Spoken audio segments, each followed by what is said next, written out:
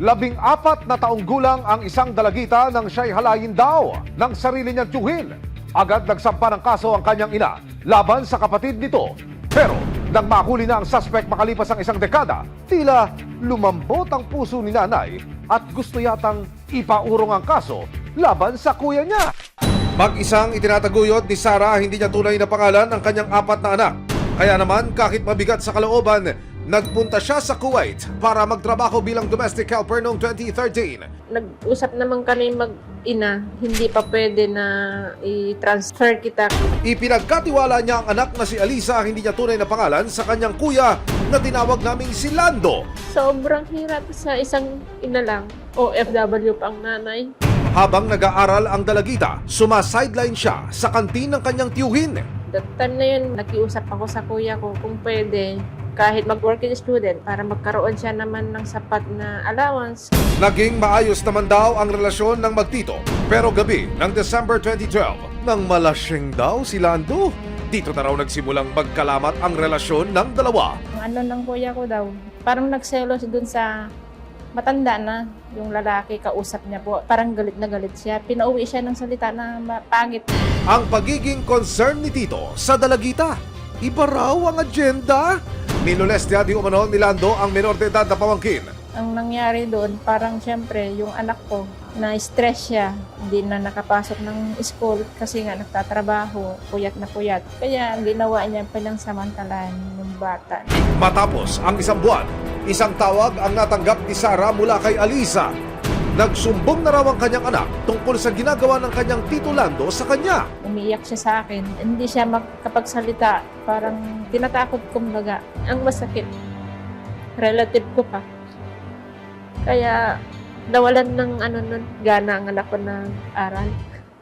February 2013, napilitang umuwi si Sarah ng Pilipinas para samahan ang kanyang anak sa police station. Sila po ay nagpunta sa aming tangkapan upang magreklamo laban po sa gumahasa sa kanyang anak. At yun po ay kanyang tiyuhin. Agad po namin siyang nirefer sa PGH po, Children Protection Unit. Opo, amin pong ipin-examine, genital examination po.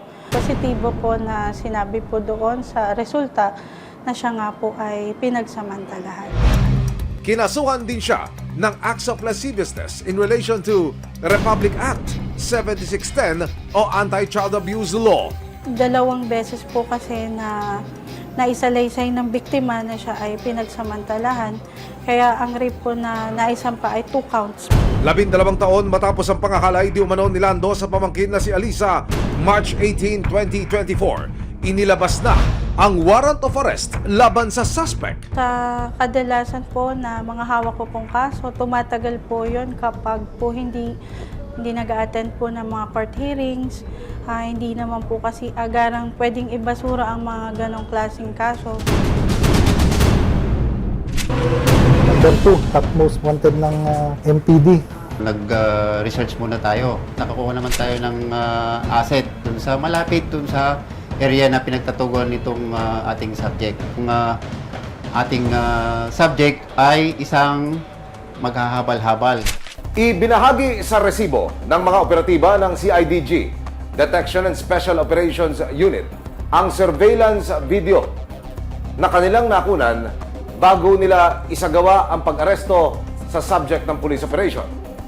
Ang video pong ito ay kuha sa loob mismo ng Intramuros, Maynila. At sa impormasyong ating natanggap mula ko sa mga pulis, driver ng isang motorcycle taxi ang subject ng police operation. Dito lang yan sir, sa may circle ng pier. Dito lang tumatarima yung yung subject natin. Nagbiyahe. Dito lang yan siya sir, dito lang siya paikot-ikot lang. Nang makumpirma ang lokasyon ni Lando April 3 nitong taon, kasama ang resibo, ikinasa ng Criminal Investigation and Detection Group, DSOU, ang long overdue na pag-aresto kay Lando. Natuntun siya habang nagtatrabaho bilang rider. Kuya Lando, huwag na po kayong kumuha ng booking dahil ang inyong next drop-off, guess where? Walang iba kundi sa presinto. Baka ka ng maratunan mo. Alam mo naman yung kaso mo, di ba? Mga CIDG kami. pinabang warrant pa rin sa'yo, ha? Sa RTC Branch 5 Manila, sa kasong subversive business, saka 2 counts of rape. Pagka-aresto, dinala na siya sa opisina ng CIDG.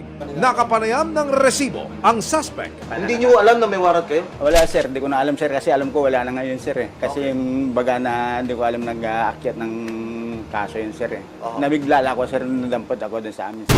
Ayon sa kanya, dumikit lang daw ang braso niya sa kanyang pamangkin. Pero yung bata, yung sinasabing napagsamantala mo, anong ginawa mo ba talaga Wala dyan? sir, wala sir. Napalo mo, hindi rin, di ba yun? Naano ko lang sir, di ko naman naano. Kumbaga lang na nag-ano kami lang sir, dikit lang wala namang ano sir. Wala kami nang nangyari sir. Siyempre bata yun sir eh. Nang tawagan namin si Nanay Sara para kumpirmahin ito, ang nasabi lang niya ay, "My child is not a liar." Itinatanggi niya ho yung mga paratang, pati na yung mismong krimen. Alangan po na gawa-gawa ng anak ko po. Ayun kung ano, siyempre kahihiyaan ng anak ko po. Alangan ko na gumawa ko siya ng hindi maganda na kasalita po. Yung anak ko po, sinordidad po.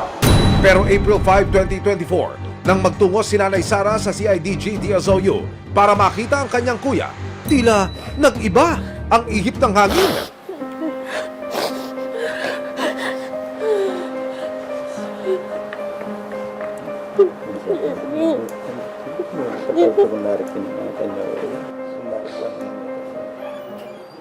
Ilang minuto pa lumipas, tinawagan ni Nanay Sara ang kanyang anak na si Aliza para ihatid ang balita na naaresto na ang kanyang tiyuhin.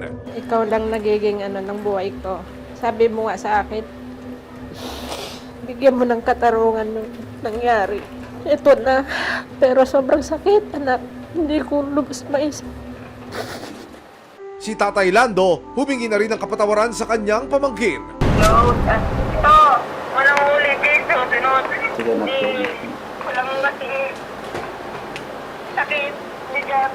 Kung na lang ulitin sa sunod, siyempre Okay may anak naman. pa rin ng babae. Kaya nga anak. Alam lang po sa amin. Napatawad ka po namin kayo. Mahirap man tanggapin. Kuya ko, anak ko.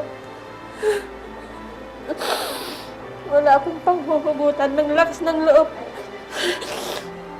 Kundi mga anak ko.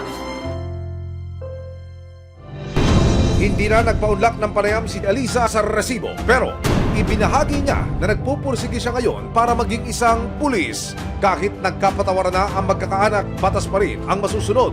Tuloy pa rin ang paggulong ng kaso laban kay Lando. Mayroon po kasi siyang kaso pang iba na rape at 2 counts. Yun po ay habang buhay po niyang pagdudusahan. Kaya kahit mag-bail po siya dun sa acts of lascivious business, mananatili pa rin po siyang nakakulong. Kung sakaling mapatulayang nagkasala para sa kasong rape, nakaharap si Lando sa habang buhay na pagkakakulong, maaari naman siyang makulong ng hanggang 12 taon para sa kasong acts of lasciviousness para sa pangmomolestya di umano sa nooy menor de edad niyang pamangkin na si Aliza.